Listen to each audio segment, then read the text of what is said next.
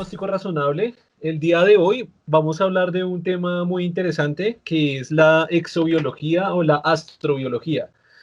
La exobiología o astrobiología es una rama de las ciencias, la cual se compone y echa mano de otras ciencias bastante conocidas por todos, como es la química, la física, la biología, la genética, la microbiología, la geología, entre otros. El día de hoy tengo un invitado, es un amigo mío y además es un biólogo experto en temas de biología molecular, de genética, de virología, entre otros. Quizás lo recuerden porque está en el video en la segunda parte del coronavirus. Voy a dejarlo por acá para que lo vean. Y nada, vamos a iniciar con este hermoso y exquisito tema. ¿Qué tal, Manuel? ¿Cómo está? Bienvenido al canal otra vez.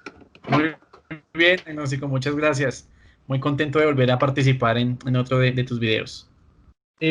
Bueno, entonces el día de hoy ya habíamos hecho una pequeña planeación para este video. Vamos a hablar del tema de exobiología o astrobiología, que es un tema pues que abarca y tiene mucho conocimiento científico. Entonces, nada, vamos a conversar del tema, vamos a desarrollar el tema bien sobre qué es la vida, sobre cómo se desarrolló acá en el planeta Tierra, sobre cómo se lleva esta vida o cómo se pudo originar esta vida en otros planetas. Básicamente el centro de estudio de la exobiología es eso, ¿no?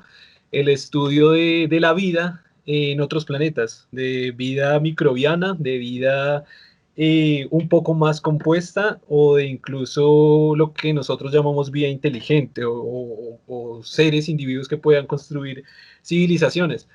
Pienso que para iniciar a hablar de este tema, lo primero que tenemos que hacer es definir o hablar un poco sobre biología, sobre lo que es la vida acá en nuestro planeta, ¿no? Porque, bueno, lamentable o afortunadamente, no sé, la única vida que conocemos es la que está aquí en nuestro planeta, es la única vida que hemos podido estudiar, es la única vida que podemos analizar y hasta el momento es el único lugar del universo que sabemos con evidencia, o sea, que estamos muy seguros en donde hay vida. Entonces, no sé si podamos arrancar como por definir qué es la vida o cómo se originó la vida acá en el planeta Tierra.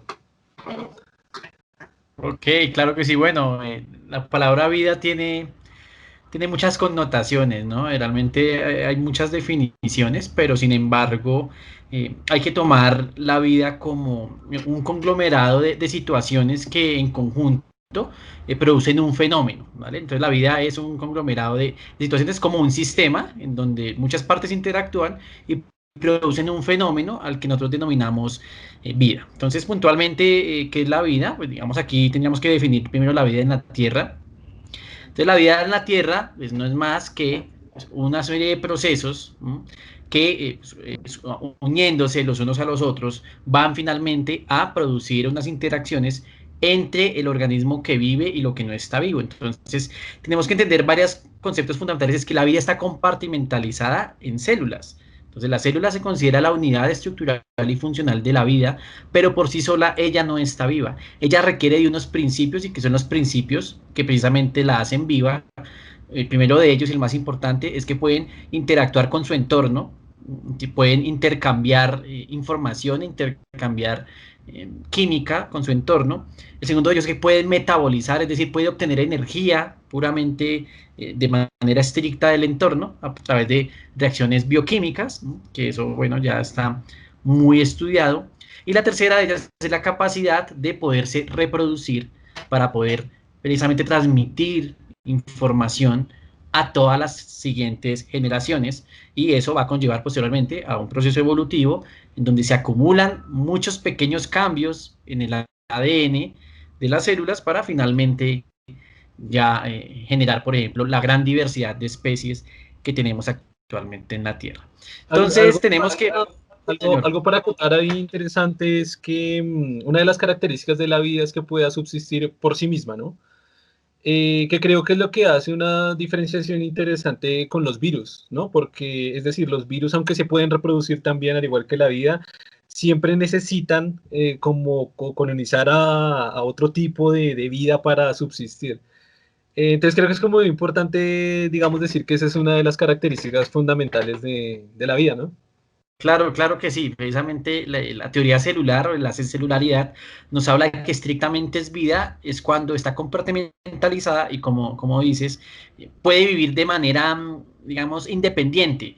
¿Qué sucede? Ya con los organismos superiores, las células se han especializado a tal punto que, por ejemplo, si uno toma una célula del cuerpo y la saca, así sea un medio artificial, muchas veces es muy difícil que ella sobreviva, como que requiere del acompañante de todos los tejidos para que ella como que mantenga su fisiología muy estable, pero lo que Agnóstico nos está comentando es muy cierto. En el caso de los virus solamente ellos son, por decirlo así, un fragmento de la vida, es como una pequeña parte, en donde lo único que hacen ellos es que recrean la maquinaria molecular para copiar ácidos nucleicos y precisamente eso es lo que realmente ellos hacen como tal, ¿no? Y En bueno, en el, general en su el, en el video del coronavirus, la primera parte, me acuerdo que llegábamos a una parte en la conversación interesante sobre esos términos, ¿no? Sobre la definición de lo que es vida y lo que no es vida.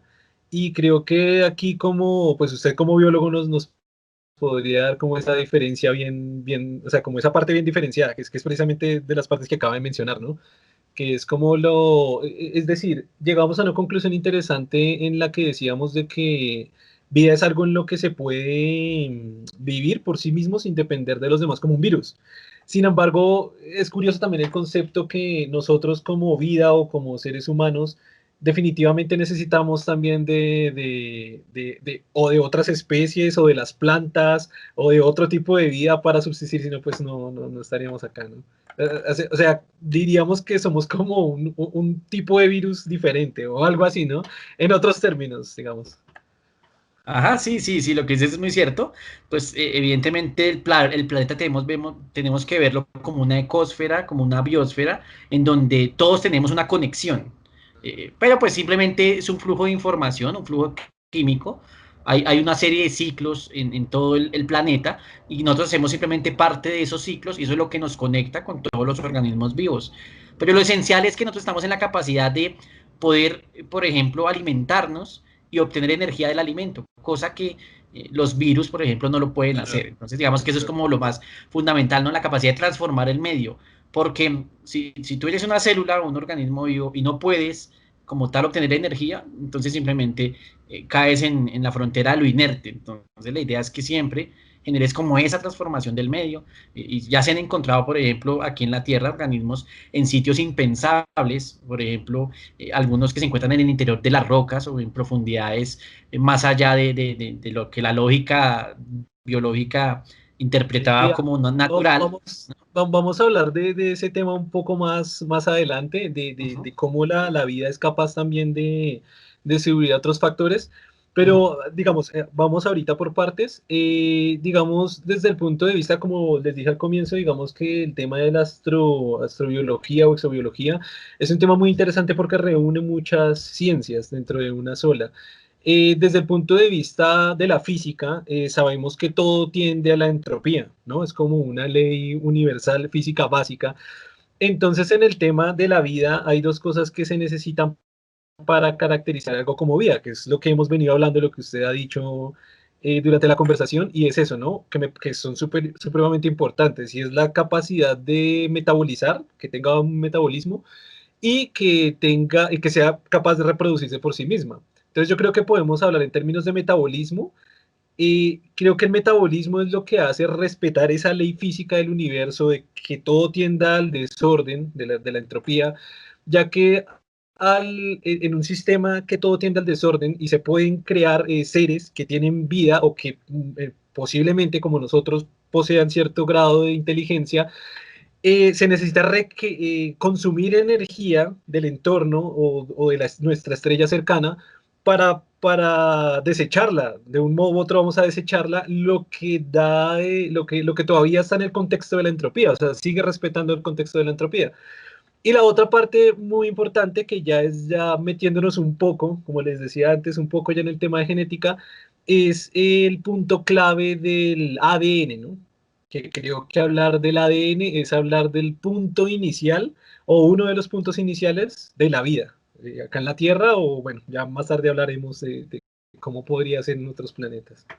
Ok, sí, exactamente. Es importante ahora remitirnos a la teoría más aceptada por la comunidad científica acerca del origen de la vida, y es pues realmente una evolución bioquímica hasta formar unas estructuras que se denominan coacervados. Entonces, no sé si voy a compartir pantalla un momento. Vale, perfecto. Entonces, ¿a qué yo hago referencia? A algo muy sencillo. Resulta que nosotros, los organismos vivos, somos un conglomerado, una sopa de, de muchas cosas, ¿no? Entonces, las cuatro biomoléculas más importantes son los azúcares, las proteínas, eh, los lípidos o grasas y los ácidos nucleicos. Lo que dice la teoría es que en algún momento determinado se formaron unas gotitas como las que están representadas en este esquema, en donde las proteínas, los ácidos nucleicos, en fin, todas las biomoléculas empezaron a interactuar. Pero esto es un proceso azaroso, esto tardó millones de años. En ese momento todavía no podíamos hablar de vida hasta que se lograra la especialización suficiente para que cada una de estas gotículas precisamente pudieran desarrollar propiamente la vida. Es decir, son interacciones muy primitivas. Yo recomiendo a toda la audiencia que lea el libro de Alexander Oparin, El origen de la vida, de Alexander Oparin. Él es un científico ruso que logró precisamente explicar de manera muy coherente cómo se hace este proceso evolutivo. Entonces, simplemente a lo que voy es que la vida empezó como estructuras simples, biomoléculas que fueron interactuando y por un proceso de evolución química empezó de un momento a otro a ocurrir el milagro de la vida, cuando en un momento determinado esas moléculas empezaron a permitir que, por ejemplo, estos organismos se alimentaran y produjeran una descendencia. Entonces, en ese momento es cuando ya podemos hablar propiamente de vida. En este caso es vida primitiva, o realmente una previda, un En, previonte, en realmente. este, en este ejemplo que nos está mostrando, cuando usted dice que ya podemos hablar propiamente de vida, es decir, acá esta conformación de elementos, ¿qué fue lo primero que generó? ¿Una célula o una doble hélice de ADN? ¿O qué fue lo primero que se originó? Porque Vale, tengo entendido que el punto de partida es el ADN, ¿no? sí, exactamente, sí, precisamente, bueno, aquí hay que tener cuidado con algo importante, y es con lo siguiente. Resulta que, espero les dejo de compartir un momento pantalla, creo que ya dejé de compartir. Ya dejó de Vale, compartir. vale, perfecto. Entonces, resulta que existen varias teorías con respecto a cuáles fueron las primeras moléculas que realmente funcionaron para la vida. Hay algunos teóricos que teorizan sobre que primero fue el ARN, que es una Exactamente. molécula de cadena sencilla, en el Cadenas. que, pues, digamos que era, por decirlo así, muy fácil de replicar, requiere bueno, de ciertas proteínas, ciertos compuestos que permiten que se copie. Digamos que eso en un principio es correcto, pero resulta que no es suficiente para que se dé la celularidad real, es decir, la aparición de la vida. Tiene que ese ARN en algún momento determinado haberse metido en una gotícula, como la que les estaba comentando hace un momento, en donde esa sopa interactuaba y, bueno, por un proceso de especialización bioquímica, empezó en un momento determinado a ya metabolizarse y a generarse un copiado correcto de todas esas instrucciones, porque pues, en el Pero, RN están también las instrucciones. entonces estamos hablando primero de ARN. ¿cómo me explico? Antes de que se formaran estas moléculas que usted nos mostraba ahora, eh, aparte, ¿habían moléculas de ARN o intrínsecamente se fueron generando las moléculas de ARN? Lo que se considera como aceptado es que las gotículas que les mostraba ahorita todavía no tenían el material genético, sino que lo fueron vinculando por interacciones que en bioquímica se denominan interacciones electrostáticas, bueno, en fin, uniones muy débiles en donde la célula empezó a vincular ese ARN primitivo que pues todavía no permitía, por decirlo así, como tal establecer la vida, pero esas interacciones tardaron millones de años. Es decir, no O es que sea de un día que para otro. esto fue lo que produjo el ARN antes del ADN. Claro que Esto sí, fue el lo que ARN. primero produjo el ARN, esta combinación de los cuatro elementos que nos nombraba, que eran lípidos, carbohidratos, Proteínas, ¿no? proteínas, Ok, y carbohidratos ácidos y la nucleicos. cuarta, ácidos nucleicos. Esta reunión fue lo que hizo, lo que originó la primer, digamos, hebra de ARN, por decirlo de alguna manera. Bueno, más precisamente como tal, el ARN es un ácido nucleico, pero para que funcionara tuvo que haber unido a los otros, vincularse a las otras biomoléculas, a las otras partículas, a las otras moléculas, para que ya su interacción generara propiamente la vida.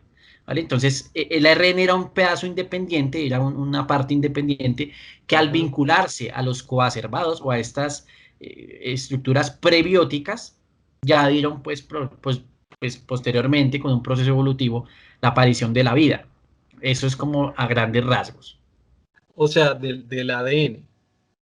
Exactamente, bueno, ya el ARN habría evolucionado a formar doble hélice y ya es el ADN que conocemos todos de la escuela, ¿cierto? En donde es una Aquí estructura de doble cadena. demos como un repaso general. Sabemos que el ADN se compone por 4 aminoácidos, si no mal recuerdo el nombre. Con cuatro nucleótidos. Sí, nucleótidos, Entonces, que son guanina, citosina. ¿Son nucleótidos, se llaman? así es, sí, Bases señor. nitrogenadas. Yo lo conocía como bases nitrogenadas. ¿Es otra Vale, la cosa o no? base nitrogen. Ok, voy a explicarles un segundo para que quede claro un poco el concepto. Perfecto. Entonces, entonces vamos a hablar del tema para que ustedes lo comprendan de mejor manera, esa es la idea. Bueno, yo les voy a compartir entonces mi pantalla en un momento, ¿vale? Creo que están viendo la imagen que tenemos en pantalla. ¿Mm? La vemos. Ok, vale. Entonces, esta estructura es un nucleótido. Entonces, el nucleótido conforma como tal, como el eslabón de la cadena, en este caso de la cadena de ADN. Las bases nitrogenadas es solamente una parte del nucleótido y es la que me permite a mí, como tal, establecer el criterio de la información del organismo. Es decir, las adeninas, las guaninas, las citosinas y las timinas que van a ser aquí parte de esta estructura son las que van a variar en esencia para generar las instrucciones para generar un organismo vivo. Pero en general el nucleótido es como tal la base nitrogenada solita no puede actuar, necesita de todas estas estructuras, en este caso un azúcar, que para el caso del ADN es una deoxirribosa, en este caso es una ribosa como tal, ¿vale? Y aquí un grupo fosfato que permite como unir los eslabones de la cadena. Pero entonces hay que priorizar que la base nitrogenada es lo que guarda como la instrucción, ¿vale? El resto solamente sirve de soporte, pero la base nitrogenada es la que guarda la instrucción de la vida. Entonces eso era lo que yo quería en este momento. Claro. Eso es muy interesante, o sea, de nuevo, igual como veníamos diciendo desde el comienzo, esta es la reunión pues como de varias ciencias, por eso es un tema como tan bonito.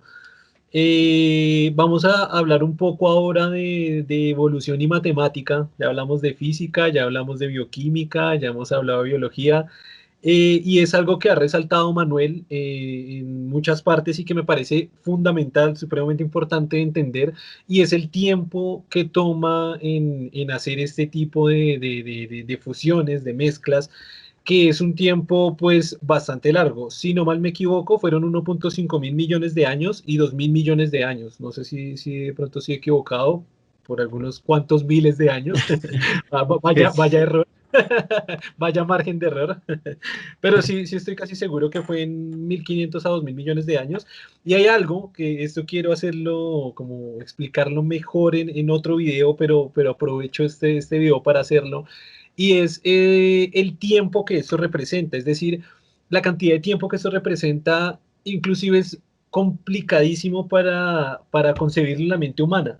Es muy fácil decir 2.000 millones de años y 1.5 mil millones de años, uno lo dice muy fácil, pero imaginar ese tiempo es muy complicado. Había un ejercicio que alguna vez lo vi en una conferencia de un, no me acuerdo si era un matemático, era un genetista, y él decía, el ejercicio es sencillo, ¿no? Traten de imaginar lo que una vida humana en promedio puede durar, no sé, 70 años. De ahí pueden imaginar en un siglo, nosotros podemos hablar de cosas que pasaron el siglo pasado, de 2 siglos, de 3 siglos, y comenzamos a hablar en cientos de años, llegar a 1.000 años. Podemos hablar de lo que pasó hace 2.000, 3.000, 4.000, 5.000 o 7.000 años, con algo de cercanía, pero tenemos que seguir aumentando en la escala, ¿no? Tenemos que seguir hablando de lo que pasó hace 100.000 años, que ya incluso estamos hablando de un hombre súper primitivo, y tenemos que comenzar a hablar de 200.000 años, 300.000, 400.000, 500.000, 600.000, hasta llegar a la escala de 1.000.000. Ya cuando tenemos 1.000.000 de años, en ese punto se nos comienza un poco a no entender nuestra mente muy bien lo que significa realmente 1.000.000 de años. O sea, 1.000.000 de años es demasiado tiempo. Ahora, no estamos hablando de 1.000.000 de años, ¿no? Estamos hablando de 2, 3, 4, hasta 10, hasta 20, hasta 30, tenemos que llegar hasta 100 y tenemos que hablar de 1.000 millones de años. Esto ya son números que se nos escapan de la cabeza. Ahora, cuando quiero echar mano a la matemática y a la probabilidad, es las condiciones que están representadas, que era lo que Manuel nos explicaba, y que estén haciendo uniones constantemente. Si usted lo deja aquí, en algún lugar bueno, también con el entorno ideal que había en ese momento en la Tierra, una Tierra que ya estaba enfriada, que ya tenía agua, que no eran esta solidificación de roca y fuego que fue pues el inicio y origen de la Tierra, sino que si lo pone en este entorno durante 1.5 mil millones de años, porque es que es demasiado tiempo, pues por simple lógica, por simple matemática, por simple estadística, la probabilidad de que ocurra un suceso como estos no es tan baja, es bastante alta que con una probabilidad con tanto tiempo en ese entorno produzca algo. La gente siempre suele decir, pero es que ¿por qué no lo han podido resolver en el laboratorio? ¿Por qué no se ha podido crear vida en un laboratorio? Es complicado porque es que la Tierra trabajó por 1.5 mil millones de años. La ciencia moderna lleva cerca de 500 años y los estudios actuales profundos, sobre todo lo que estamos hablando, llevan nada. Hay estudios de hace 30 años, 50 años, 60 años, o sea, son estudios tremendamente recientes. Y en 60 años, o en un año, o en no sé, en una cantidad de años en un laboratorio no se va a lograr lo que se logró en 1.5 mil millones de años, ¿no? Que me parece como algo muy, muy, muy, muy clave para dejar aquí en presente, pues para todos, como conocimiento de científico general, y también para lo que nos procede a hablar a continuación con el proceso de la vida en otros planetas, ¿no? Así es, sí. Algo quería, yo quería como aportar algo adicional y es que hay un Claro, claro. experimento que es el experimento más famoso que trata de explicar el origen de la vida en laboratorio, que es un experimento, el experimento de Stanley Miller. Se los voy a mostrar rápidamente a continuación para que comprendamos cómo recreando la atmósfera terrestre trataron de acercarse hace ya 60 años a cómo era la atmósfera primitiva de la Tierra y cómo pudo en algún momento determinado aparecer la vida, ¿no? Digamos que extrapolando la escala de tiempo necesaria y suficiente, que pues si hablamos de millones y miles de millones de años, pues es tiempo suficiente para hacer muchas cosas, ¿no? Entonces, les voy a mostrar pues, en manera general cómo funcionó el experimento, precisamente con una imagen de responsable.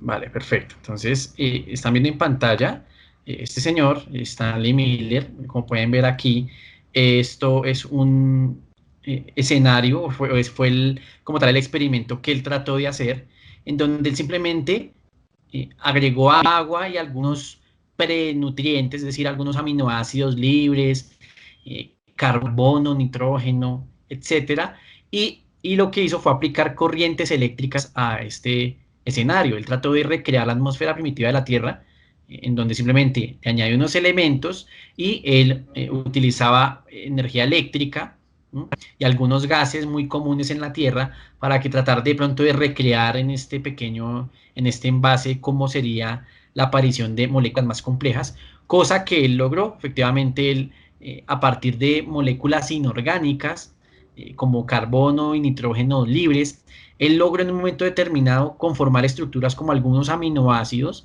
o algunas cadenas de carbono que era impensable para la época, no se comprendía muy bien cuál era el origen de eso, pero pues efectivamente en el laboratorio se trató de llegar a esa conclusión, ¿no? De que tú puedes crear la vida, lo que pasa es que nos hace falta es tiempo, y como el tiempo son miles de millones de años, entonces quizás digamos que sea algo muy difícil de sortear, ¿vale? Entonces es como para que lo tengamos muy Como muy, presente. muy, muy difícil de emular, ¿no? Exacto. Ahí seguimos echando mano esta vez a física, astronomía, y es devolviéndonos un poco, ¿no? De pronto aquí nos salimos un poco del tema de la vida, pero me parece que se puede hacer un resumen muy, muy pequeño, y es el tema de cómo se llegaron a estas condiciones en la Tierra, es decir, desde la explosión del Big Bang y desde que se generaron una cantidad de elementos más livianos al comienzo, y cuando estamos hablando de livianos estamos hablando en su número y nivel de complejidad, es decir, estamos hablando de hidrógeno y helio, que eran los dos elementos más abundantes en los inicios del universo. El universo poco a poco se fue enfriando, y cuando digo poco a poco me refiero en los primeros segundos. Se fue enfriando muy rápidamente en términos de temperatura, y a medida que se iba expandiendo, los conjuntos de materia más grandes se iban atrayendo a sí mismos e iban construyendo, bueno, no sé si es la palabra se construyó, formando más bien, formando las primeras estrellas, las primeras galaxias, lo que permitió que las primeras estrellas, por supuesto, funcionaran como reactores nucleares gigantescos, naturales, astronómicos, para convertir esos elementos livianos en elementos más pesados, ¿no?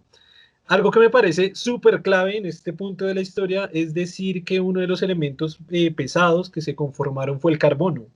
Es decir, el carbono es una de las moléculas, digamos, claves para esta conversación, y supremamente claves, y es porque el carbono es muy fácilmente maleable en términos de química, y es uno de los compuestos en los que es uno de los compuestos de los cuales la vida es la base. Esos son la base de la vida. No sé, de pronto Manuel nos quiere hablar un poco más de lo que es el carbono como tal. Sí, claro que sí. Bueno, pues sí, tenemos que conocer, pues en general, digamos, un concepto que los invito a todos que lo revisen, que se llama la nucleosíntesis estelar. Se considera que ahora nuestro Sol es una estrella de tercera generación, en donde, digamos que en el universo ya hay muchos elementos pesados, más pesados que el hierro, y bueno, francamente, la vida se basa, bueno, desde el punto de vista químico, por la estabilidad del átomo de carbono. Se considera que es muy fácil desde el punto de vista químico generar moléculas complejas a partir del átomo de carbono por diferentes condiciones que son propias de él, por la capacidad de formar tétradas, cadenas complejas, en fin.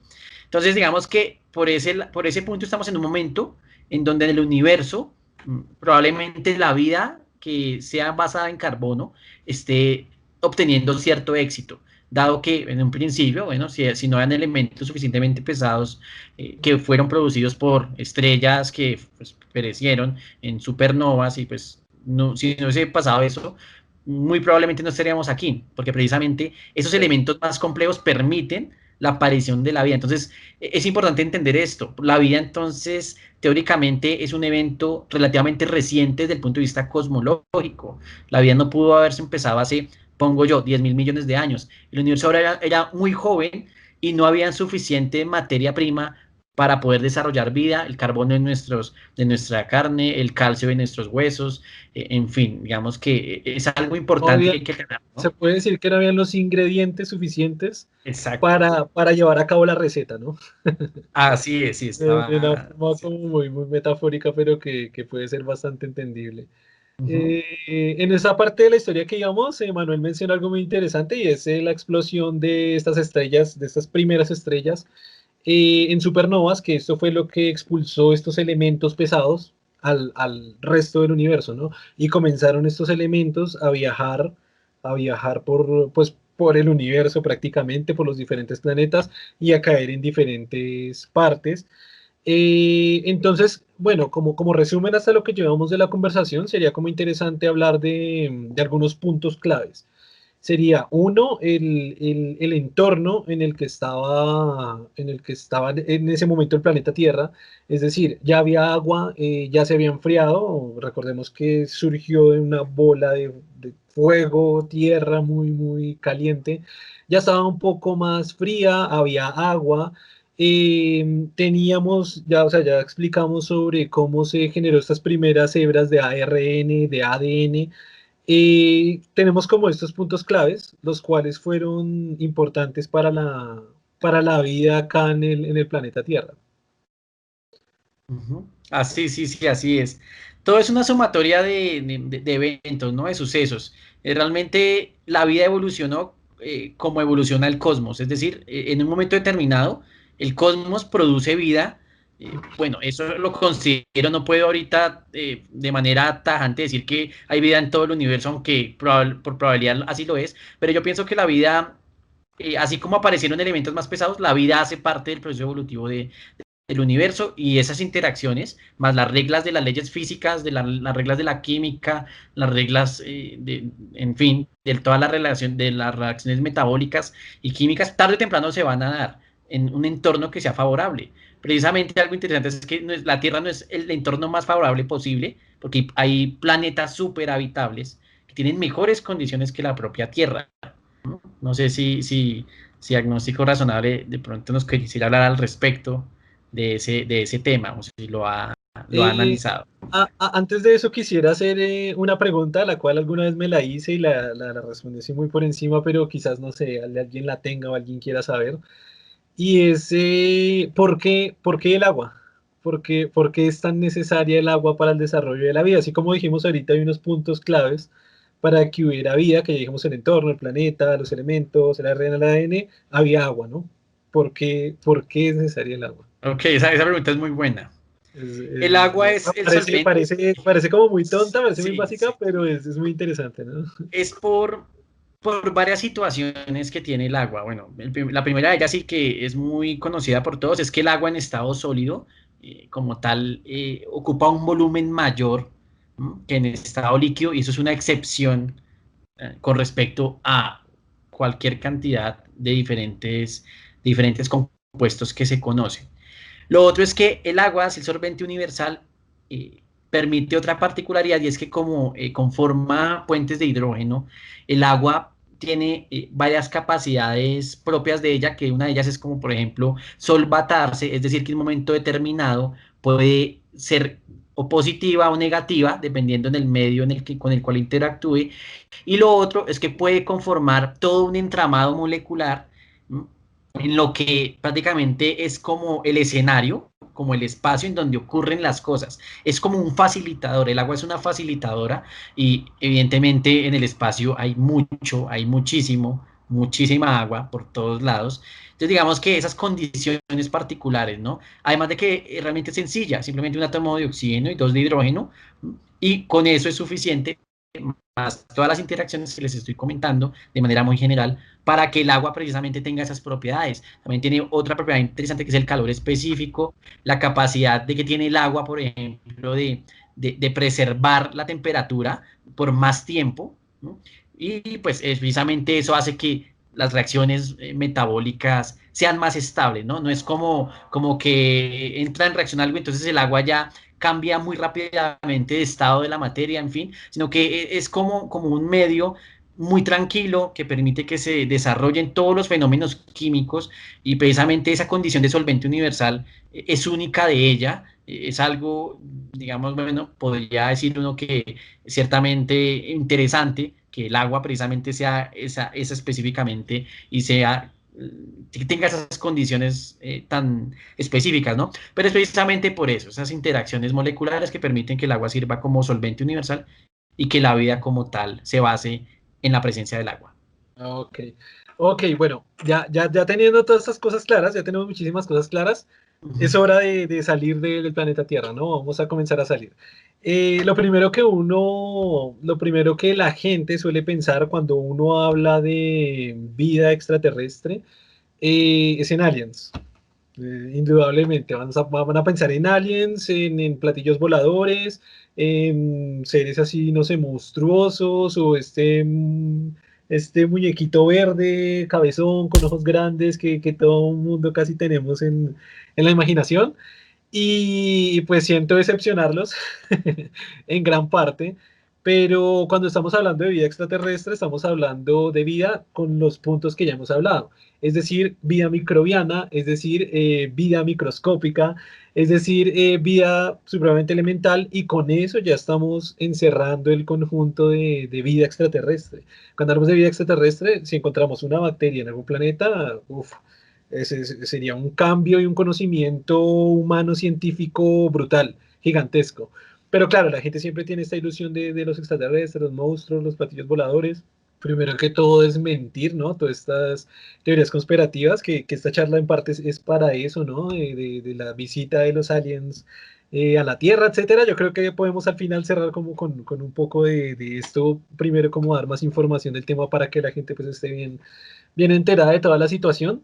Entonces comencemos a salir de nuestro planeta. Ah, hay un punto que se nos pasó, Manuel, y fue el hablar el de la zona habitable, ¿no? También hay un punto importante de que el planeta, nuestro planeta Tierra, está a una distancia, digamos, favorable para la vida en comparación a nuestra estrella central. Ese pensamiento duró por muchísimos años, se creía que era como una verdad absoluta hasta que se desmintió y se dio cuenta que parece que la vida no es tan quisquillosa como creíamos antes que era. Entonces ahora sí podemos retomar un poco el tema del que usted hablaba, de que hemos encontrado vida en zonas muy calientes, en zonas muy frías, en zonas donde jamás creíamos que íbamos a encontrar vida, encontramos vida. En parte también porque se desarrolló pues el microscopio y herramientas que las cuales nos permitieron buscar vida en esos lugares en los que se pensaba que no había ningún tipo de vida y oh sorpresa se encontró abundante vida, ¿no?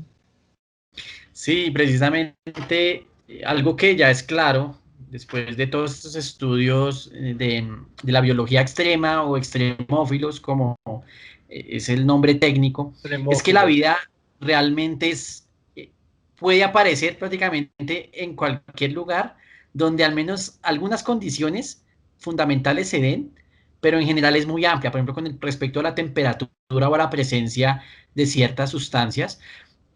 Se ha llegado a teorizar, por ejemplo, que existen microorganismos que pueden vivir en atmósferas que son irrespirables para la vida en la Tierra o en ambientes que son absolutamente impensables. Y precisamente pensando en esa situación es cuando nosotros como humanos debemos ampliar nuestra perspectiva de que vida, quizás vida microbiana o vida pequeña, puede estar en cualquier rincón.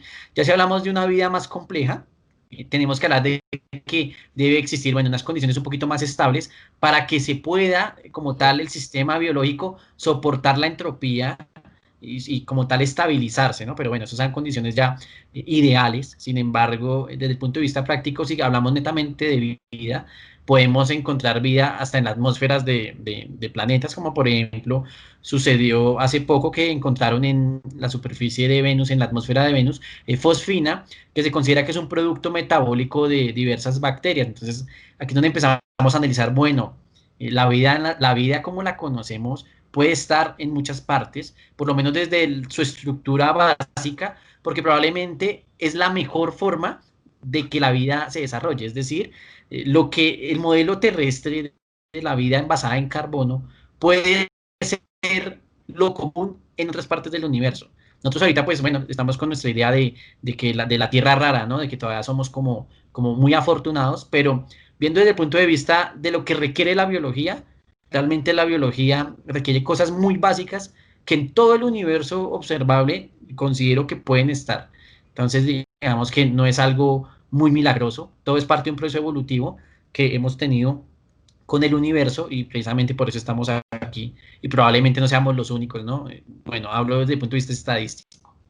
Me parece muy interesante en este momento traer al juego a los hermosos, porque me encantan, tardígrados.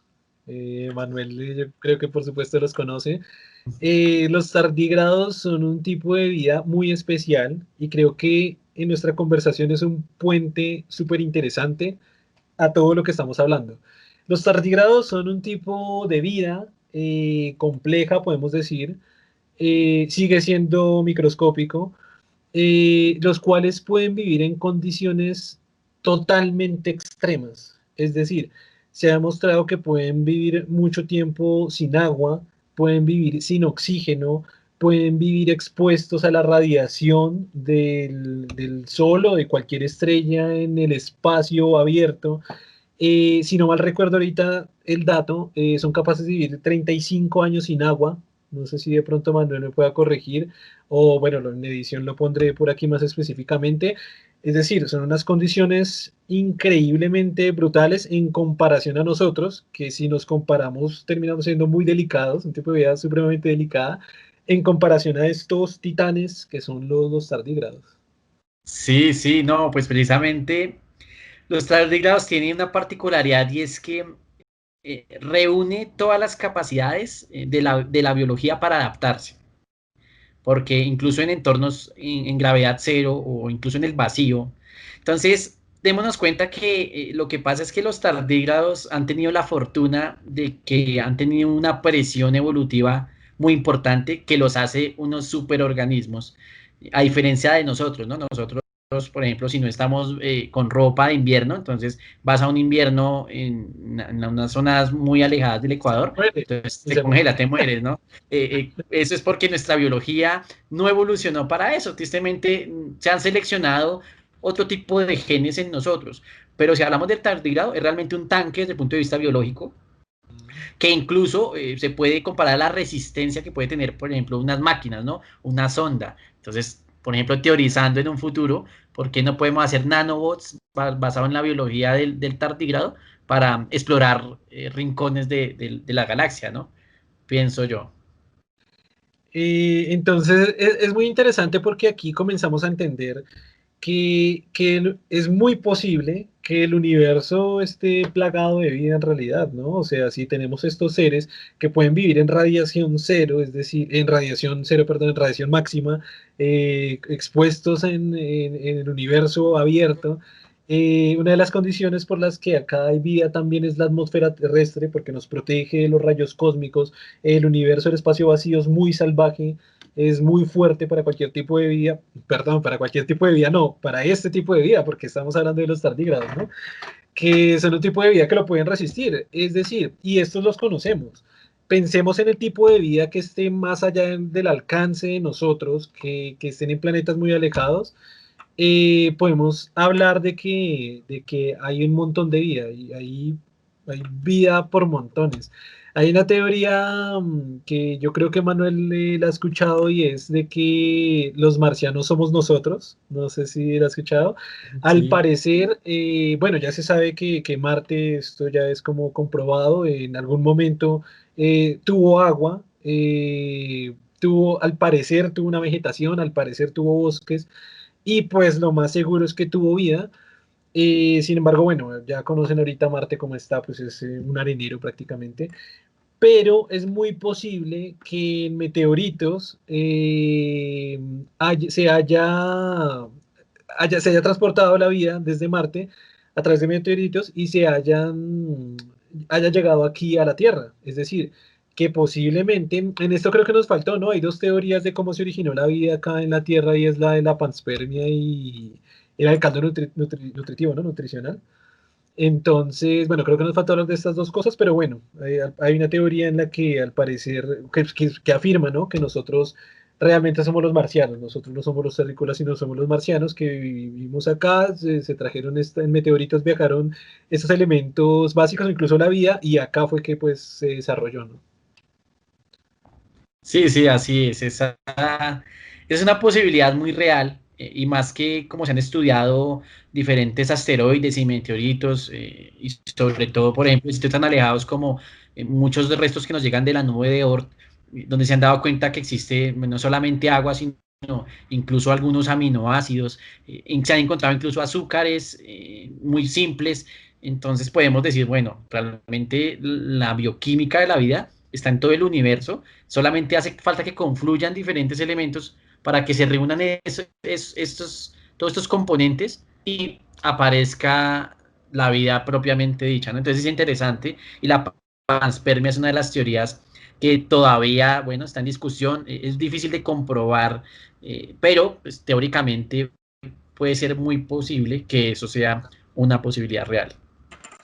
Ok, ahora hablemos de dos cosas. Primero, pasemos ya al tema que yo creo que apasiona a muchos acá, y es el tema de vida inteligente. Ya, ahora sí vamos a hablar de lo que es civilizaciones, de lo que es vida como nosotros, o incluso mejor, es decir, que se haya desarrollado algún tipo de inteligencia y que esa inteligencia sea cercana a la nuestra, como la nuestra, o mucho mejor que la nuestra, ¿no? Que es como el tema que más apasiona a veces la gente cuando uno dice vida extraterrestre, directamente piensa en esto, y cuando uno comienza con el tema bacteriano, con el tema antes dicen como que no, pero yo quería saber estos alienígenas mega inteligentes que controlan todo con la mente, cómo viven, ¿no?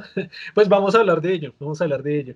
También vamos a hablar de planetas, de superplanetas, como decía ahorita Manuel, y de planetas que reúnen todas esas características, están cercanas no tan cerca, no tan alejadas de la estrella central, como en nuestro caso el Sol, de planetas que posiblemente tengan agua, ya ahí se ha descubierto que algunos planetas definitivamente tienen agua, y agua no sólida, es decir, no tiene bloques de hielo gigantes, sino realmente tiene agua líquida. No sé, creo que un puente interesante para hablar de eso sería la ecuación de Drake. No sé si Manuel nos quiera comentar sobre Bueno, esta hermosa sí, claro. ecuación. Claro. Ah, a propósito de esto, yo tengo un artículo en el blog. Si alguien quiere ir a verlo, si alguien está interesado, puede verlo en el blog, puede investigarlo. Bueno, acá lo vamos a mostrar un poco también, ¿no? Entonces, publicidad para el propio proyecto acá. Suscríbete, dale like, ¿no? Todo. Entonces, bueno, básicamente, ¿quién es Frank Drake? Bueno, Frank Drake realmente fue es un científico, un astrónomo que realmente trabajó pensando mucho en el enfoque de encontrar vida alienígena, ¿no? Vida como nosotros queremos encontrarla, ¿no? El morbo del cine, en fin, la televisión. Todos ellos se han enfocado mucho como a vendernos esa idea, ¿no?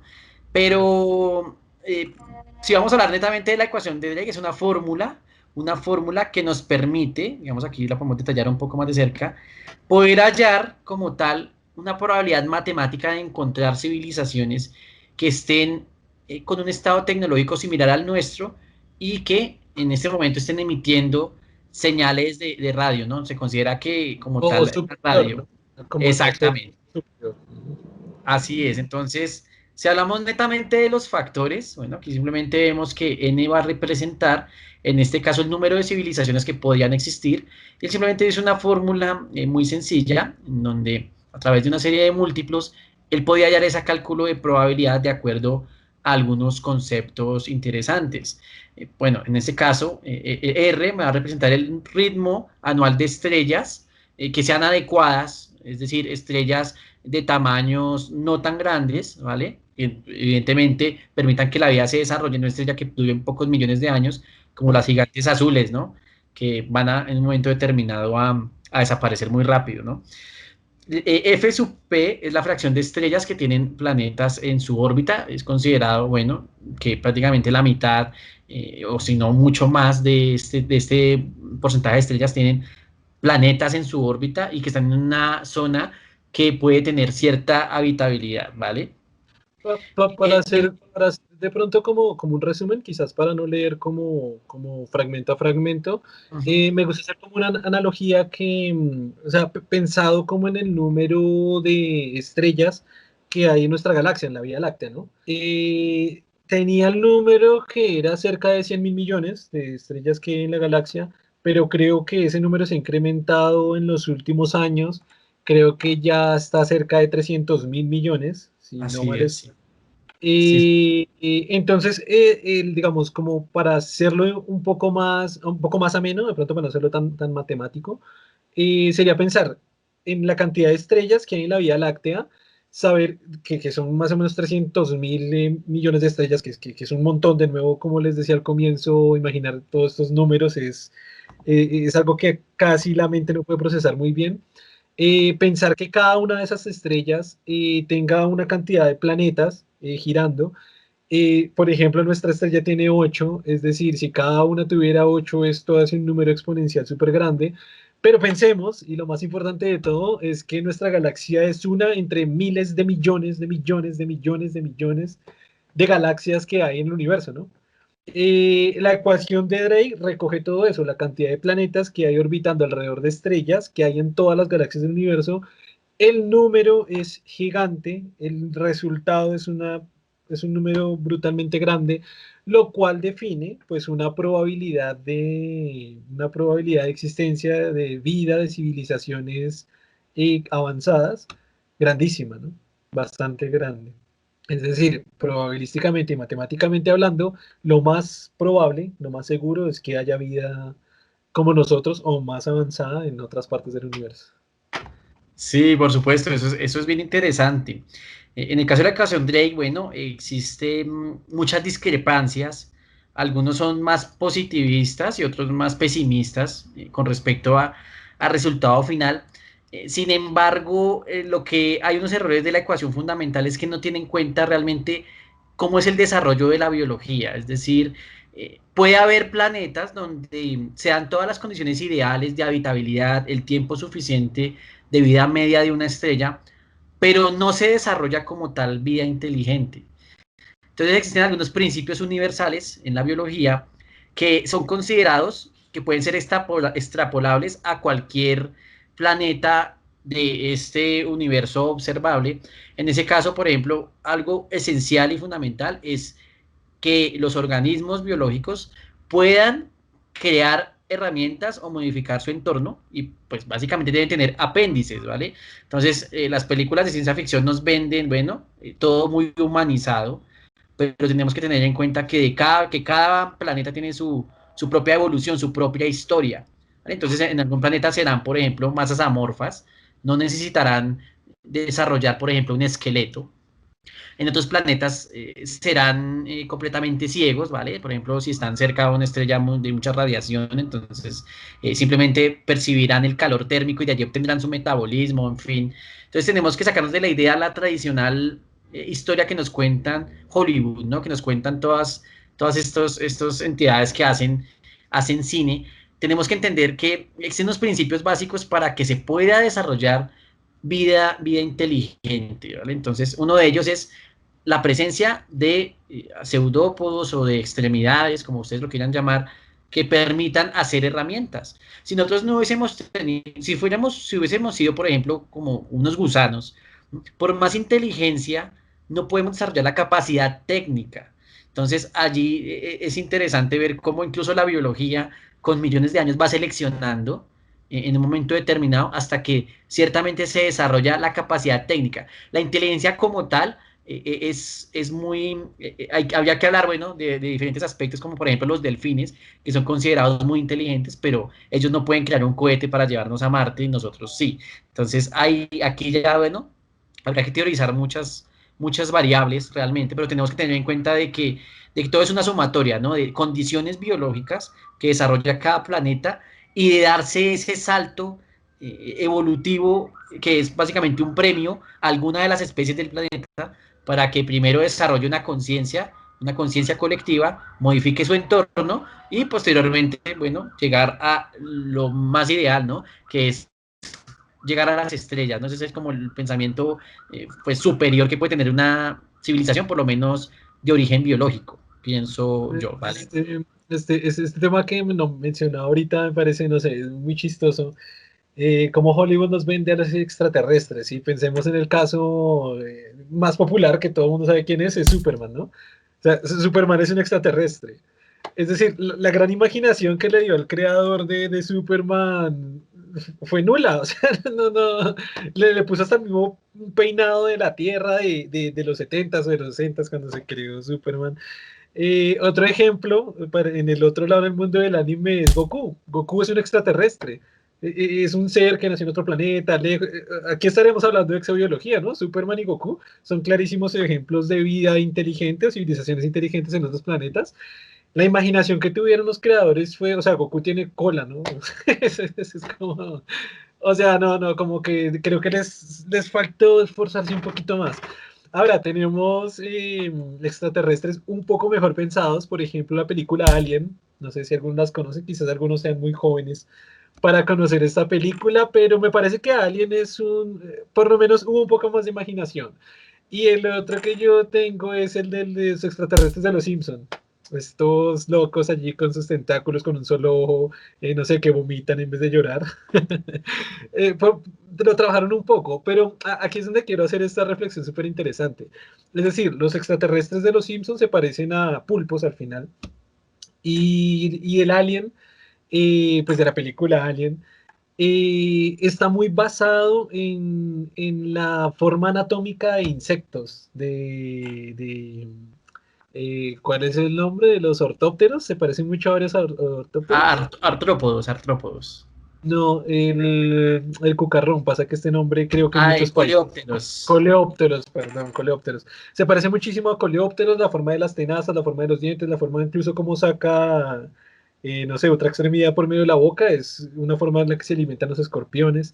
Entonces me parece que está un poquito más desarrollado, sin embargo está basado en vida terrestre, que son pues todas estas otras especies. Me parece la reflexión muy interesante es que si todos aquí hacemos el ejercicio mental de tratar de crear nuestro propio alien, crea tu alien, ¿no? La sección, nueva sección, crea tu alien. Única condición que no esté basada en ningún tipo de vida terrestre. Entonces, es muy interesante que como que la cabeza no da, es decir, que no se parezca a un pulpo, que no tenga un pedazo de un animal y un pedazo de otro, y la cara de otro, y la espalda de otro, y el brazo de otro, no puede estar basado en vida terrestre. Entonces, no sé, crea tu alien, imagina un alien. Eh, Sí, quedamos como nulos, ¿no? Queda como, bueno, ¿y cómo me imagino un alien si es que todas las formas de vida que conozco son terrestres? sí, aunque hay algo que precisar aquí y es interesante, y es lo siguiente. Probablemente, bueno, los organismos hayan evolucionado diferente a la Tierra, pero deben solucionar los mismos problemas. ¿A qué voy? Por ejemplo, si yo soy un organismo que mi alimento se encuentra, no sé, en las alturas, en un sitio donde yo necesito escalar, entonces de una u otra manera voy a requerir menos de las condiciones físicas y anatómicas para hacerlo. O si yo vivo, Exacto. por ejemplo, en los acantilados, probablemente con millones de años se desarrolle algo, puede que no sean alas, pero sí un sistema de vuelo, eh, por lo menos, bueno, digamos aquí hay algo muy importante y es una condición que los biólogos hemos estudiado mucho y es el número de cambios que requiere un organismo para poder hacer algo. Entonces, pongo un ejemplo. Una mosca para poder volar requiere dos alas y ya, para de contar. Pero si fuésemos a pensar de que existen organismos que tienen 200 alas en la que cada uno piensa de manera independiente, soluciona el mismo problema, pero para la naturaleza es más práctico crear organismos lo más simples posibles, ¿no? Entonces pensemos en eso, dar solución a problemas, pero de la manera más simple posible. Porque, ¿qué pasa? Hollywood nos vende el alienígena súper evolucionado con 1000 tentáculos que no entiende realmente para qué pudo desarrollarlos. Claro, claro, Entonces, claro. es como que, vamos a mirar eso, ¿no? Pueden ser Eh, incluso más simples. sí, hay un punto súper interesante que está mencionando Manuel, súper importante, y es eso, ¿no? Y ya lo había mencionado también anteriormente, y es que al parecer hay ciertas cosas, o por lo menos es lo que las investigaciones científicas han demostrado, ciertas similitudes que tienen que tener ellos con nosotros, el dedo transpuesto, ¿no? Un dedo transpuesto que pueda manipular herramientas, como bien lo decía Manuel, porque es eso, ¿no? Si ponemos delfines ultra inteligentes, es decir, es muy complicado, pueden de pronto tener conciencia, pueden pensar sobre sí mismos, no sé, pueden crear filosofía perfectamente, pueden comunicarse entre ellos sobre Platón, sobre el Platón delfín, no sé, pero muy difícilmente van a poder construir herramientas o construir un edificio, o construir una nave o construir, etcétera. Pues no tienen no tienen físicamente les es imposible agarrar herramientas para hacer algo, ¿no? Entonces, definitivamente lo que dice Manuel, ¿no? Debe tener extremidades, quizás debe tener un dedo traspuesto o algo que le permita agarrar con bastante facilidad las herramientas. Había leído en que varios científicos estaban de acuerdo que debería tener ojos, es decir, necesita recibir, porque es mucho más práctico para cualquier tipo de vida, ¿no? Poder diferenciar las tinieblas completas de lo lumínico, que eso da cierta ventaja evolutiva. Ne- Podría ser necesario que tuviera un grado de detección de profundidad, lo cual dice que podría tener dos ojos o algo parecido, superficies similares a ojos. y que tuviera dos, ya que con dos es posible que pueda captar o determinar lo que significa profundidad para poder conseguir su elemento, para poder cazar. Sí hay ciertas características que nuestro Crea tu Alien, nuestra sección Crea tu Alien, debería tener, ¿no? Estas características sí que las debería tener como casi como obligatorio, ¿no?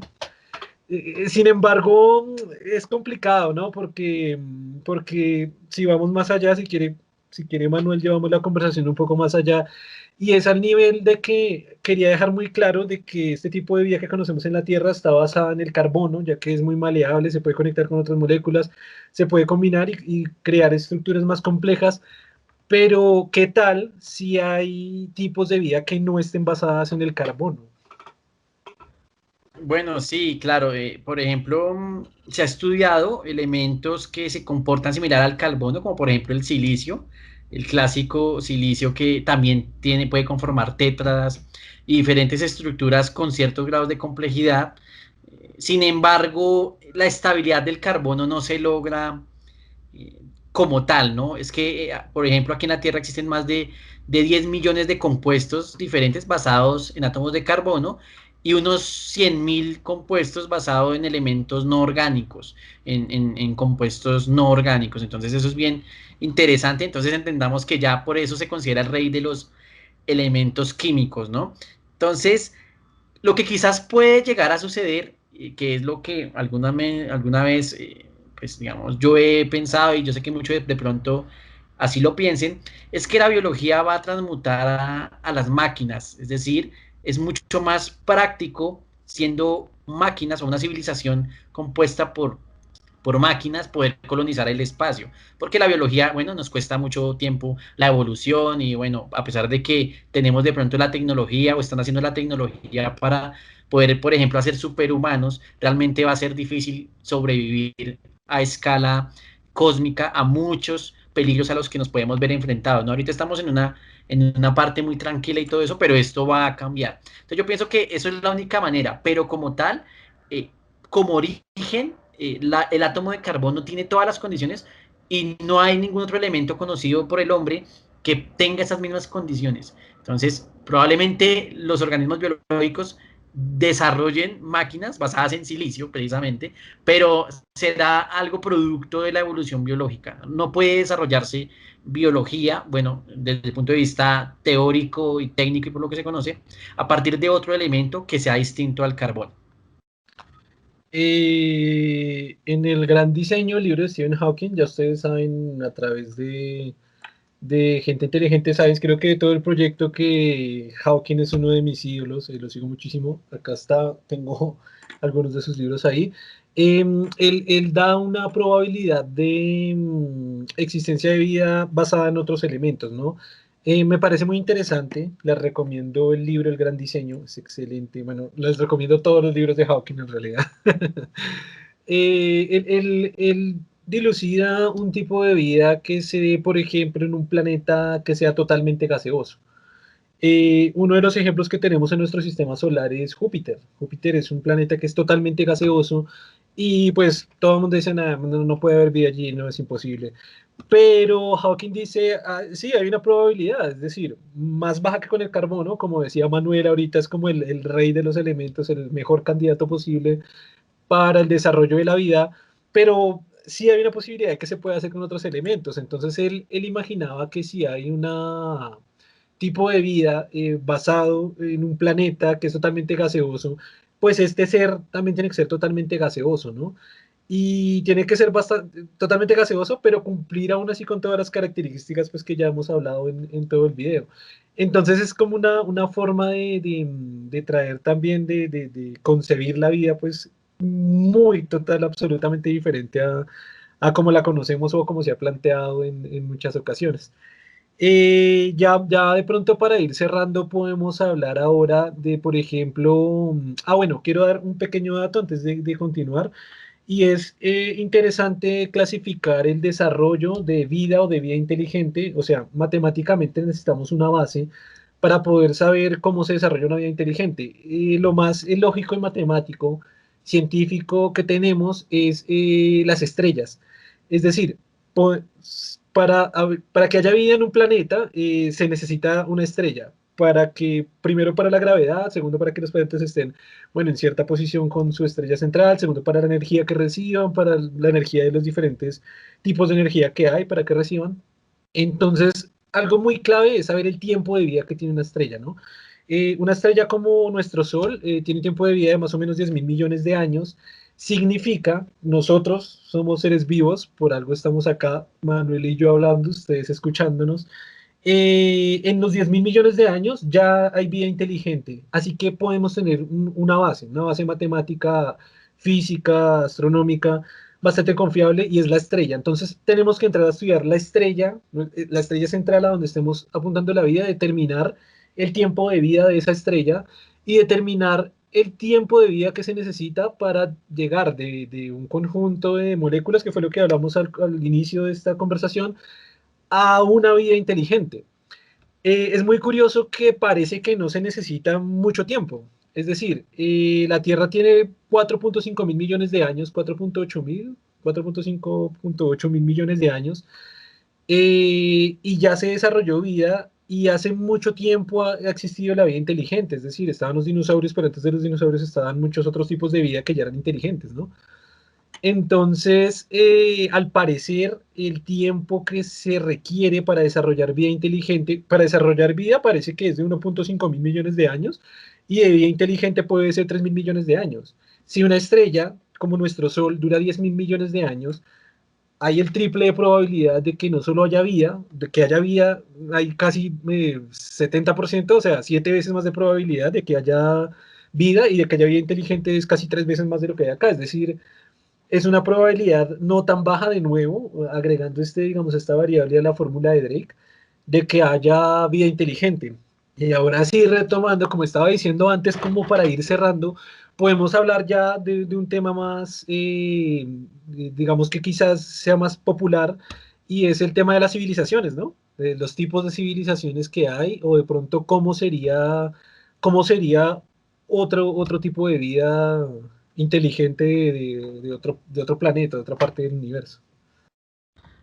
Sí, bueno, digamos, vamos a remitirnos a uno de los físicos más famosos del siglo XX, Enrico Fermi. Él alguna vez con sus colegas fue quizás a tomar ese algo para una bebida espirituosa y entonces él preguntaba a sus colegas, ¿no? Preguntaba a sus colegas lo siguiente: si el universo está rebosante de vida y la probabilidad es tan alta y todas las condiciones bioquímicas, químicas se dan, ¿por qué razón no hemos realmente comprobado que esto sea completamente una certeza, ¿no? Entonces, bueno, es por eso se llama la paradoja de Fermi. Los invito a que la lean, es muy interesante. Y entonces uno de los argumentos que se plantean allí es que probablemente existe en algún momento determinado del desarrollo de la biología un gran filtro. Es decir, para los planetas en el universo puede ser muy fácil formar bacterias, pero muy difícil pasar a formar vida compleja. Si eso llega a ser posible, entonces somos muy afortunados porque significa que la gran mayoría del universo está conformada es por organismos unicelulares, primitivos y corrimos con la suerte de generar vida compleja, ¿no? Pero ¿qué pasaría si ese filtro se encuentra delante de nosotros? Es decir, es común en el universo que se desarrollen civilizaciones a nuestro grado técnico que puedan colonizar ciertamente su sistema estelar o estrellas cercanas, pero que existe algún momento determinado que por la contaminación, problemas ambientales o un descontrol de su propia tecnología, ellos sean borrados de la existencia. Entonces eso es como algo que quería yo que reflexionáramos, ¿no? Puede que la vida sea muy común, pero ¿será que ahí existe algún filtro que no permite que la vida sea tan floreciente y que hayamos encontrado vida allá? Porque en este momento todavía estamos teorizando, no podemos confirmarlo, la estadística nos apoya, las matemáticas apoyan, todos los biólogos del mundo y científicos creemos a ciencia cierta que la vida está espaciada por el universo, pero de allí a hablar un grave desarrollo técnico o a poder, por ejemplo, fabricar tecnología, bueno, te quería como hablar mucho al respecto, ¿no? También. Hay varias suposiciones, aquí ya entramos un poco al tema de las suposiciones, de cómo sería una vida inteligente, ¿no? Y esto sí que es un tema bastante, sí, bastante me parece interesante de, de, de, de hablarlo, y ese es el encuentro con una civilización extraterrestre. Creo que aquí es clavecísimo hablar sobre el proyecto Voyager, muchos de ustedes ya lo conocerán, también tengo un artículo en el blog, si quieren leerlo.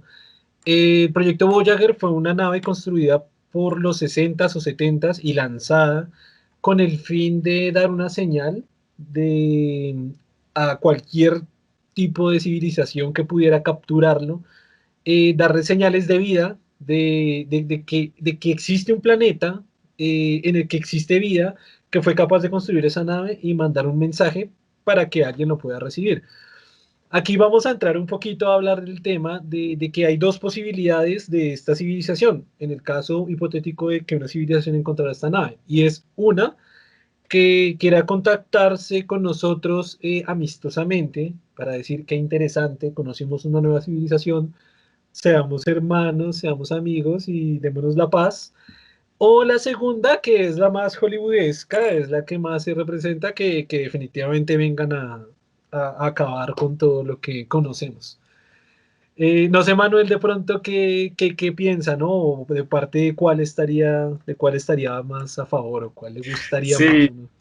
bueno, lo que vende es una invasión alienígena, ¿no? Eso es lo Claro. que vende y lo que la gente se emociona. Incluso yo he hablado con muchas personas y dicen, no, me gustaría incluso ser invadido y luchar por la humanidad. Bueno, un tema un poco Ah, romántico, ¿no?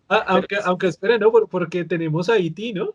Me puse a pensar de cuál sería el extraterrestre pero E.T. fue una película muy vendida y creo que fue un extraterrestre amigable, ¿no? sí, bueno, sí. Tocaría, si llegamos a hablar de invasiones extraterrestres, tocaría hacernos una pregunta a ellos, ¿a qué podrían venir aquí?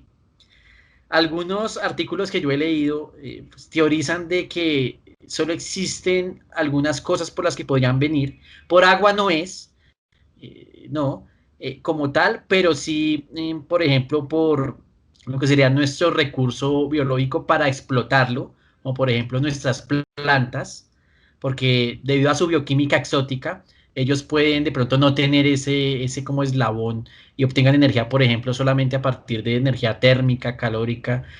Podría ser eso, ¿no? Se considera que la clorofila es el componente más exótico por encima de los diamantes que puede encontrarse, por ejemplo, en una galaxia. Entonces yo pensaría que solamente vendrían por eso, Ahí, ni por nosotros, ni a ser amigos, pero sí de pronto a explotar recursos biológicos. hay un dato muy interesante, aquí una pequeña interrupción. En Gente Inteligente Science publicamos una imagen que decía, arriba estaban los diamantes, abajo estaba la madera, y decía, la madera es un elemento 100.000 millones de veces más raro en el universo que el diamante. Pero parece que los humanos lo vemos al revés, ¿no? La madera la quemamos y hacemos estatuas de dioses, y el diamante lo cuidamos y lo valoramos, pero lo que está diciendo Manuel, literalmente, un extraterrestre cuando vea madera va a decir, wow, o sea, qué clase de elementos químicos son estos tan increíbles. Y va a ver diamante y va a decir, no, no mames, pues esto lo tengo en todo el universo, ¿para qué quiero más? Sí, precisamente eso es la particularidad. Entonces, digamos, como para ir cerrando, comprendamos que la vida es el mayor capital que tenemos o que puede tener. El hecho de estar vivo es una fortuna, poder disfrutar del universo, ¿no? De tratar de comprenderlo, bueno, más nosotros los seres humanos. Entonces entendamos que, bueno, si en un futuro llegara una invasión extraterrestre, probablemente si llegaron hasta aquí, su tecnología es tan avanzada que no tendremos chances como si fuéramos a pelear con piedras y palos contra, no sé, la maquinaria nazi de la Segunda Guerra Mundial. Eso es absolutamente absurdo e imposible. Entonces, digamos que esa reflexión, ¿no? La misma biología es el tesoro y la vida quiere buscar más vida. Si se dan cuenta, nosotros queremos buscar más vida. ¿sí? Bueno, aunque ahorita quieren explotar la luna, que por el helio 3 y traer de pronto diamantes y bueno, en fin, pero realmente en el sentir de las especies queremos no sentirnos solos. Yo pienso que eso es un sentimiento que quizás sea universal en muchas civilizaciones biológicas, ¿no? En donde pues simplemente quieren, bueno, ¿será que estamos solos en el universo? ¿Será que puedo tener amigos de otra civilización? Sería muy interesante, ¿no? Establecer Es, una es, comunicación. es muy interesante eso, es como un mensaje muy reflexivo, ¿no? Quizás en el pensar que en este momento en el que estás escuchando este video, hay una civilización o incluso hay dos personas como ahora hablando sobre posible vida que esté afuera de su propio planeta y que estén investigando, que estén dilucidando sobre cómo poder contactar con ellos para no sentirse tan solos en un universo tan grande y saber que en el mismo tiempo, en el mismo universo, quizás muy lejos hay otra especie que somos nosotros pensando exactamente lo mismo, pensando en habrá vida en otro planeta y qué bonito sería contactarse con ellos, ¿no? Eh, no sé si quiera decir algo ahí, Sí, Manuel. sí, sí, claro, ¿no? Que lo más interesante allí sería, bueno, si encontráramos vida inteligente, podamos interactuar con ella, pues encontrarla no sería, digamos, lo más sorprendente, sino tratar de comunicarnos. Bueno, por fortuna tenemos el lenguaje de las matemáticas, pero me Ah, imagino cómo sería en principio, ¿no? Las barreras claro, de muy, idiomáticas para darnos a entender. Es absurdo, ¿no? Es como explicarle a un árbol cómo hacer un reactor nuclear. Entonces, ¿cómo vas a hacerlo? es, ¿Sí? Es una cosa. es complejísimo. Yo siempre pienso, lo analizo dentro de mí mismo, esa forma de contacto, esa forma de decirle al otro extraterrestre, al otro extraterrestre, bueno, al extraterrestre, somos vida también, nos desarrollamos de esta forma, queremos paz, pero, o sea, es muy loco porque, a ver, nosotros nos comunicamos por medio de ondas sonoras, de cuerdas vocales, de un lenguaje. Posiblemente ellos tengan otra forma totalmente diferente de comunicarse, que ni siquiera haya sonido, o produzcan unos sonidos muy raros. O eso no me parece tan profundo como el simple hecho de saber cómo es la mente de ellos. No sé si tendrán cerebro, pero seguro tendrán una forma de pensamiento y su forma de pensamiento quizás evolucionó muy diferente a la nuestra. Quizás nuestras preguntas más elementales y básicas del universo no sean las mismas de ellas. Quizás nosotros queremos saber de dónde venimos, por qué estamos acá y qué es el universo, y ellos simplemente están pensando en hacer y construir tecnología para su propio bien sin ningún fin trascendental filosófico, quizás, no sé, su forma de pensamiento puede ser tan desligada a la nuestra que puede ser una línea de pensamiento tan completamente diferente que incluso si llegáramos a poder comunicarnos, no sé ellos qué querrán, qué no querrán, qué tendrán en la mente, cómo será ese pensamiento, uf, ahí como que explota el cerebro, ¿no? Es como... Sí, la locura. Sin embargo, pues digamos que puede uno imaginarse muchas cosas.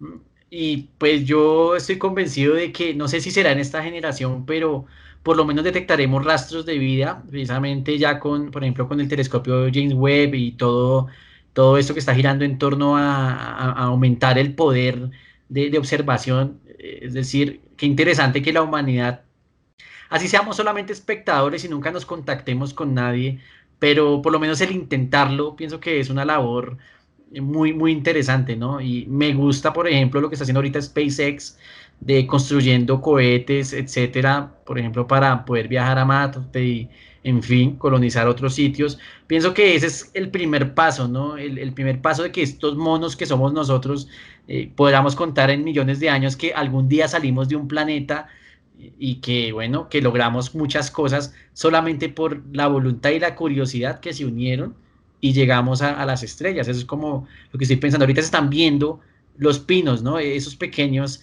esas personas que todavía no se quedan en el conformismo, sino que quieren ir más allá, ¿no? Y por fortuna vienen señores como Elon Musk y muchos científicos que quieren llegar más allá y hacer trascender a la humanidad, ¿no? Simplemente no ser simplemente una raza de primates que estamos aquí corriendo y dañando un planeta, sino que realmente podemos hacer grandes cosas y por qué no crear nuestro propio universo en un futuro distante, ¿no? no ser como un grupo de primates que se están tirando piedras unos a los otros para matarse, porque, porque es que si lo vemos de cierta forma, casi que somos eso todavía, o sea, otras herramientas, otras armas, otras formas de dominación, pero somos primates tirándonos palos en la cabeza a los otros. Y ser eso, ser una especie que trasciende más allá de su propio cuna de nacimiento y llegar a explorar otros planetas, otras estrellas, ¿no? Hay algo muy interesante y es que nuestras capacidades biológicas, como antes hablábamos, son muy delicadas, pero por ejemplo en este momento, en este instante en el que estamos hablando o en el que ustedes están escuchando, esta nave, el Voyager 1 y el Voyager 2, porque fueron dos naves, en este momento están ya trascendiendo planetas, ya están llegando al, creo que la nube de Oort, ya está llegando, no, no es la nube de Oort, el cinturón de De asteroides, Júpiter, sí, ya salieron de la ya, heliopausa. ya salieron de ahí, no sé si las dos, creo que una o no me acuerdo si las dos, ya están saliendo de allá.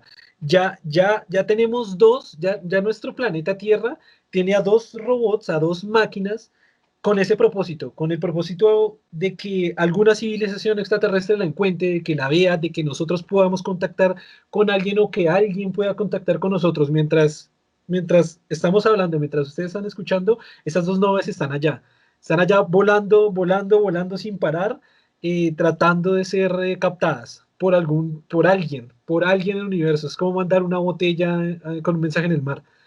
Que alguien quizás pueda encontrarlo. Y la reflexión de acá es muy interesante y es que quizás no seamos nosotros con esta estructura biológica tan delicada la que pueda trascender más allá de nuestras fronteras terrestres o de sistema solar, sino que quizás sean máquinas. Quizás lo mejor que tenemos para mandar y para llevar nuestro mensaje, nuestra existencia, sea a través de las máquinas. Había una teoría súper interesante que era precisamente enviar eh, moléculas de ADN, sangre nuestra, obviamente que sea muy bien conservada, precisamente para esto, para poder llevar este ADN nuestro, esta característica humana, esta característica animal terrestre, para que quizás alguien la pueda encontrar y alguien pueda trabajar con eso, ¿no? La civilización extraterrestre pudiera reconstruir, aprender, saber algo de esto. Eh, Sería como una forma muy interesante de que pudiéramos sobrevivir. Al final el fin de todas las especies es transmitir nuestro ADN, ¿no? Otra posibilidad, pues ya es la más, me parece un poco más romántica, pero es precisamente esta, construir naves que sean supremamente rápidas, que sean autosuficientes, que puedan encontrar otros lugares para vivir, para que crear como pequeñas comunidades, para que un cierto grupo de humanos vayan saliendo de estas fronteras y sigan sobreviviendo en el tiempo, ¿no? Es posible que, como dice Manuel, ¿no? Que nuestros descendientes humanos puedan decir allá en algún planeta anterior que ni siquiera lo conozco, estuvieron nuestros ancestros haciendo un montón de cosas como las que hace Elon Musk, o como las que hace la NASA, como lo que hace la comunidad científica, para que ellos puedan estar allá. Y seguramente nosotros no vamos a poder ver eso, casi lógico que no vamos a poder verlo, pero el solo hecho de hacer esta conversación, de que escuchen esta conversación, de conocerlo, creo que es un paso, por lo menos intelectual, de saber lo que se hace, lo que se logra, y un poco de la trascendencia, de lo que significa la trascendencia humana, ¿no? De lo que significa la trascendencia como especie. Sí, efectivamente, lo que dices es cierto y es una reflexión como que debemos pensar ya como sociedad y como especie, ¿no? Como para trascender y espero que este mensaje también lo vean los políticos y de pronto la gente que maneja los dineros para que invierta más en investigación científica y en trascendencia, ¿no? No solamente la inversión en una vida humana tradicional. No necesitamos solamente alimento y vivienda, sino que realmente lleven a la humanidad mucho más allá. Y bueno, esperamos que en un futuro pase como Star Trek o la Guerra de las Galaxias, bueno, sin guerra, pero que encontremos muchos hermanos del cosmos, como dicen por ahí, ¿no? Hay creo que un punto que faltó, ya ahora sí para finalizar, y es el tipo de civilizaciones que existen en el universo, que es el tipo de civilizaciones uno 2 y 3. Se clasifican ese tipo de civilizaciones bueno, creo que hay dos medidas, ¿no? Una por la cantidad de energía que es capaz de producir en sociedad y una por el aprovechamiento de los recursos que puede hacer. Es decir, el tipo de civilización uno, el más primitivo, es un tipo de civilización que necesita sobrevivir y puede vivir con elementos que consigue en su propio planeta sea que estén. Quizás para la sorpresa de algunos, nosotros somos ese tipo de civilización, la más primitiva, la más básica, la más atrasada, que es el tipo de civilización uno.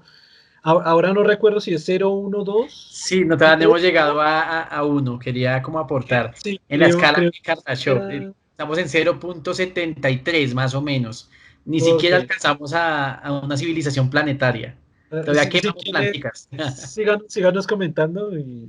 Sí, sí, exactamente. Sí, con respecto a eso, bueno, esa escala que es muy famosa es la escala de Kardashev, que habla precisamente de la producción de energía por año terrestre de una civilización, cualquiera que ésta sea. En ese caso, bueno, las tres grandes civilizaciones posibles o que se teorizan para un universo como el nuestro y observable son civilización tipo cero, que es donde estamos nosotros, donde, bueno, quizás tenemos alguna cierta producción de energía, pero mantenemos una civilización realmente primitiva. Ya una tipo uno que es para donde vamos, que se teoriza que en 100 o 200 años lleguemos allá, ya podemos dominar todas las formas de energía planetarias de manera muy eficiente y sin mucha pérdida de calor. Por ejemplo, tratar de controlar eso, ¿no? De que la termodinámica sea lo más eficientemente posible en los futuros procesos de producción energético que tengamos. Bueno, por fortuna ya está la energía nuclear, la energía eólica, en fin, ya posteriormente será ya un aprovechamiento mayor de nuestra estrella, ¿no? Sí, Ya una civilización a ese punto, digamos, lo que Manuel se refiere es poder utilizar, por ejemplo, la gran energía liberada por una tormenta, la gran energía que produce un volcán, ¿no? La gran energía que se producen en elementos naturales que tenemos al alcance de las manos, pero que los desaprovechamos por montones, ¿no? Nuestra estrella, nuestro sol nos está botando energía todo el tiempo, pero nosotros tenemos que utilizar energía basada en otra especie que vive hace millones de años, el líquido esta, para contaminar el ambiente y empujar nuestros carros. O sea, es como una idea de lo que vean de lo atrasados que estamos. Continúe, Manuel, perdón por la interrupción. Sí, sí, claro. Entonces, bueno, esa civilización tipo planetaria ya puede, precisamente estamos vislumbrando ahora, por ejemplo, lo que está haciendo China con el tema de su sol artificial, incluso el controlar el clima. Ellos están pensando más allá. Eso nos está acercando a una civilización planetaria donde, bueno, tenemos algunas pequeñas colonias alrededor de nuestro planeta, pero es como cuando uno salta a la piscina y no sabe nadar, ¿no? Estás ahí cerca a la orilla porque el universo y el cosmos te asusta. Estamos en ese momento, ¿no? Ya una civilización tipo 2, que es la que se teorizaría, es una civilización de tipo estelar, en la que aprovecha toda la energía de su estrella madre, por decirlo de algún modo, y se teoriza, bueno, la existencia por ejemplo, de unas megaestructuras que permiten el aprovechamiento de la energía estelar y en ese caso, bueno, ese tipo de estructuras o de megaestructuras pues permitiría absorber la mayor energía posible de esa estrella para poder impulsar más el desarrollo de la tecnología, ¿no? Que requiere, moverse requiere mucha energía, construir cosas requiere mucha energía y para eso se necesita precisamente esas estructuras que se denominan esferas de Dyson. Esas esferas de Dyson, teorizadas ya hace como alrededor de 50 años, están teorizadas, incluso algunos astrónomos que buscan, tienen la esperanza de buscar inteligencias extraterrestres, afirman que debemos buscar es más bien rastros de ese tipo de estructuras en donde la luminosidad de las estrellas se disminuya de manera no común o de manera inexplicable para poder hacernos preguntarnos, bueno, ¿qué tal una civilización muy avanzada que está aprovechando la energía de su estrella a tal punto que la está opacando y que no está permitiendo que salga toda esa radiación hacia el espacio? Y ya, pues posteriormente una civilización ya mucho más pues avanzada, ¿no? Tipo Guerra de las Galaxias, pues realmente son civilizaciones que ya pueden incluso generar o desarrollar toda la energía posible, obtenerla de toda una galaxia y desarrollar, bueno, todo tipo de tecnología exótica, ¿no? Agujeros de gusano, viajes en el tiempo, porque disponen de un volumen de energía tan alto que pueden alterar el espacio y el tiempo. Entonces es como las tres que se teorizan y desde el punto de vista de la física y de la biología, tienen toda una lógica. Realmente esta estructura de pensamiento es, pienso que para allá vamos, es decir, la evolución humana va a ser así, tal cual como se describe en esa teoría, y es bien interesante, ¿no? Eso era lo que como quería como aclarar. Y listo, bueno, creo que ya hemos hecho digamos, un recorrido súper interesante por todo el tema de lo que es astrobiología, exobiología. Por supuesto que quedan un montón de temas y un montón de cosas por hablar, pero bueno, creo que ya se hizo un resumen bastante general. Hablamos de muchísimas cosas. La conclusión que estábamos llegando antes, súper interesante, es la inversión en ciencia por parte del mundo, porque así como acá en Colombia hay déficit de inversión en ciencia, en todos los países de Latinoamérica los hay. Y no solo eso, sino que a nivel mundial es una problemática muy grande. Precisamente para esto, ¿no? La inversión en ciencia no solo sirve para crear la cura para el coronavirus y salvarnos inmediatamente en tiempo corto, sino para salvarnos a futuro, para que nuestra especie pueda subsistir más allá de nuestras propias limitaciones e impedimentos biológicos, astronómicos, terrestres, de sistema solar. Y nada, eso, no sé si Manuel quiera dar una última conclusión. Sí, para concluir que pues, la vida en el universo es el mayor tesoro, hay que cuidarla y pues seguir soñando, ¿no? Seguir soñando con encontrar a nuestros hermanos del cosmos y seguir soñando con poder llegar, que nuestros descendientes algún día lleguen a sitios que nunca habríamos podido soñar, ¿no? Entonces era básicamente como esa reflexión. Listo, bueno, muchísimas gracias Manuel, ya van 2 veces que participa en el canal y por qué no una siguiente más. Muchísimas gracias por el aporte, por la conversación. Creo que la pasamos re bien, estas conversaciones nos encantan. Y bueno, nos veremos en una segunda ocasión, en una siguiente ocasión. Suscríbanse al canal, visiten todos los proyectos, todas las partes del proyecto Gente Inteligente y nos vemos en una siguiente ocasión. Un saludo a todos. Chao, chao.